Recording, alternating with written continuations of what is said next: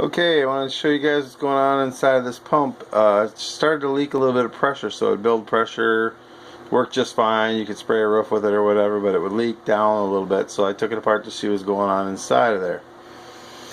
Here's what's on the inside of these pumps. I don't know if you can see it, but you see right there, there's those little plastic holes around there that kind of hold the diaphragms in there.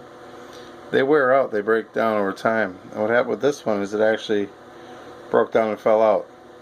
So that one was leaking. It caused it to cycle on and off. But you can see the other ones, how they're starting to break down already. So what I did, ordered a new one from the power wash store. You can see all those are in good shape.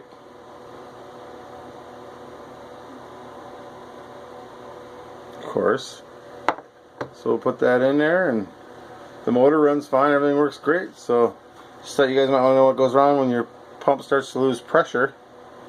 This thing is just worn out, and this pump was rinsed all the time.